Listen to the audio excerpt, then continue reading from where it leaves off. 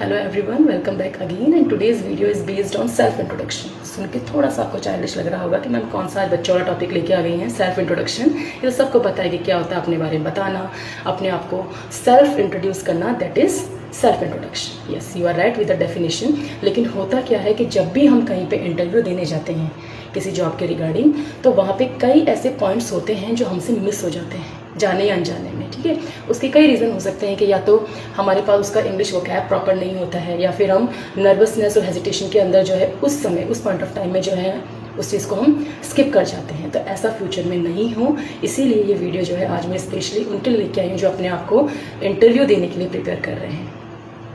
तो सबसे पहले ये तो आपको पता है कि सेल्फ इंट्रोडक्शन होता क्या है।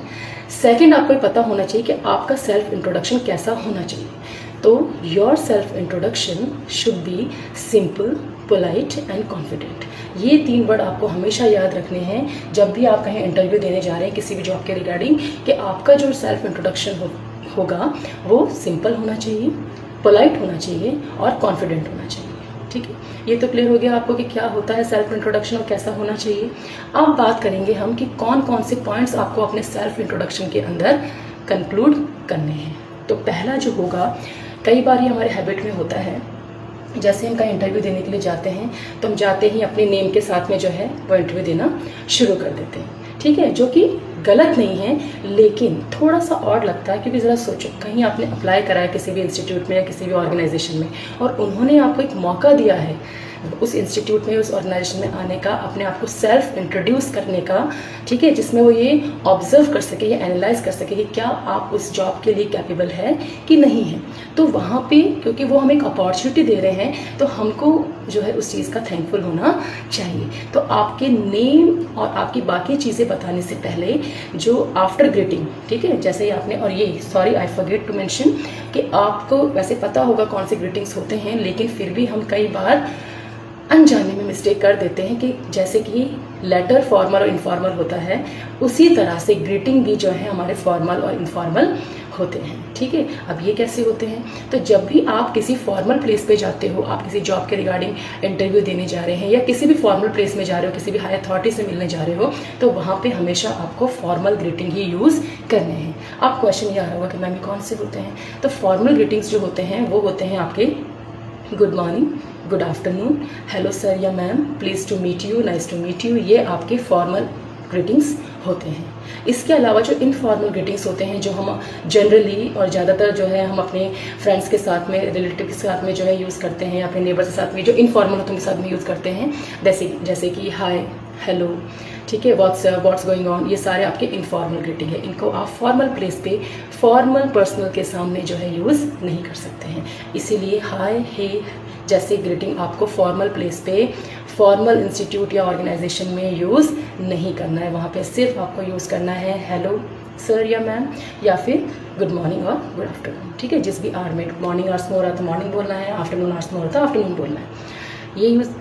ये क्लियर हो गया आपको, ग्रीटिंग्स आपको ध्यान रखना है।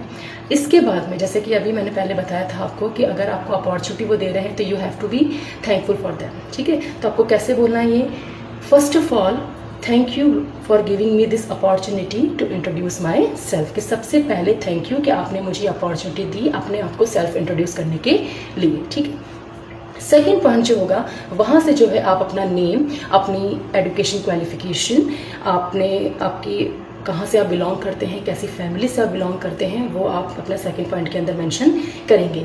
हाउ, देखते हैं। Suppose my name is Asha Kumari and I am from Ajmer. I have completed my MA in English literature from MDSU।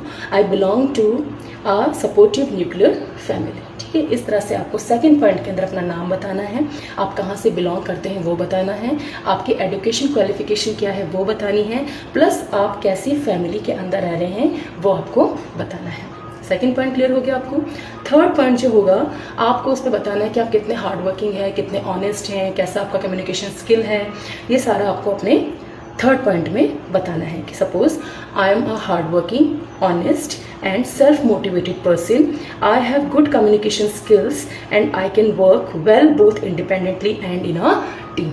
ठीक है, लास्ट की लाइन जो इस पॉइंट में रही है कि मैं इंडिपेंडेंटली और टीम दोनों में ही बहुत अच्छे से काम कर सकता हूँ। कि अगर आप मुझे अपॉर्चुनिटी देते हैं और उसमें अगर आप मुझे कोई इंडिपेंडेंटली टास्क देते हैं तो वो भी बहुत अच्छे से मैं कर सकता हूँ, और अगर टीम के अंदर कोई टास्क देते हैं तो वहाँ पे भी मैं वो टास्क करने के लिए बहुत अच्छे से कैपेबल हूँ। लास्ट 4th पॉइंट जो होगा उसमें आप बताएंगे अपनी हॉबीज़ के बारे में कि आपकी हॉबीज़ क्या हैं, और आप दूसरा इसी में ये बताएंगे कि आपका शॉर्ट टर्म गोल क्या है और आपका लॉन्ग टर्म गोल क्या है। अब शॉर्ट टर्म गोल और लॉन्ग टर्म गोल क्या होता है, ये क्वेश्चन दिमाग में आपके आ रहा होगा। तो शॉर्ट टर्म गोल जो होता है वो होता है कि अभी एट प्रेजेंट सबसे ज़्यादा नीड है आपको वो किस चीज़ की है, तो that will be your short term गोल। ठीक है, और वो शॉर्ट टर्म गोल अगर आपका अचीव हो जाता है तो किस तरह से वो आपके फ्यूचर को जो है इफेक्ट करेगा इन अ पॉजिटिव वे। ठीक है, किस तरह से आपकी फैमिली को सपोर्ट करेगा या किस तरह से आपके करियर को सपोर्ट करेगा, that will be your long term goal. Clear हो गया short term goal and long term goal. अब इस पॉइंट को कैसे बोलेंगे इंग्लिश में कि my hobbies are reading books, listening to music and learning new things. My short-term goal is to get a job in a reputed organization or in any other reputed institute. And my long-term goal is to build a successful career and support my family. ठीक है, दोनों चीज़ें clear होगी।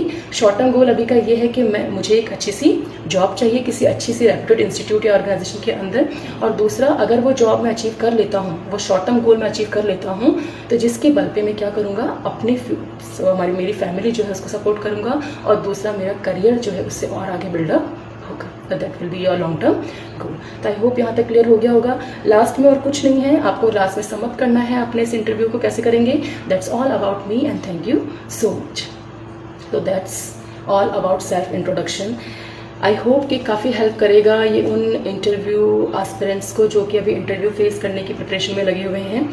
वापस से एक बार थोड़ा सा की पॉइंट्स मैं इनके बताना चाहूँगी। वैसे बता चुकी हूँ मैं आपको कि आपका जो सेल्फ इंट्रोडक्शन होगा it should be simple, polite and confident. Simple आपको समझ में आ गया होगा किस तरह से वोकैब जो है मैंने ज़्यादा हार्ड यूज़ नहीं करी थी इसके अंदर। स्पीक क्लियरली, ये बहुत क्लियर होना चाहिए कि जो भी आप बोल रहे हैं वो बहुत ही क्लियर होना चाहिए। ठीक है, स्पष्ट जिसे हम हिंदी में कहते हैं, ताकि इंटरव्यूअर को समझ में आए कि what you are trying to say and what you are saying actually. Stay. दूसरा, आपको जो है you always have to maintain a gentle smile on your face. एक हल्की सी स्माइल जो है आपको अपने फेस पे हमेशा मेंटेन रखनी है।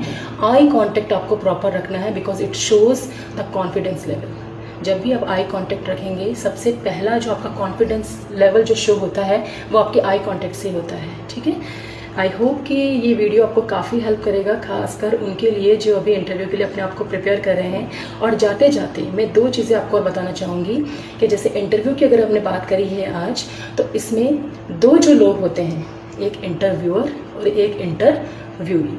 ये क्या होते हैं? इंटरव्यूअर जो होता है जो आपका इंटरव्यू ले रहा है, जिसने वो इंटरव्यू कंडक्ट किया है, और इंटरव्यूई वो जो उस इंटरव्यू को दे रहा है, यानी कि आप हो गए इंटरव्यूई, और जो आपका इंटरव्यू ले रहा है वो हो गया आपका इंटरव्यूअर। क्लास 12th के जो बच्चे भी पास आउट हो चुके हैं वो अच्छे से जानते होंगे what is interviewer and what is interviewee, क्योंकि उनकी फ्लेमिंगो बुक के अंदर एक चैप्टर था द इंटरव्यू करके, तो उनको बहुत अच्छे से क्लियर होगा ये इंटरव्यूअर और इंटरव्यूई क्या होगा। So that's all about today's video. I hope it will help you and thank you and have a nice day.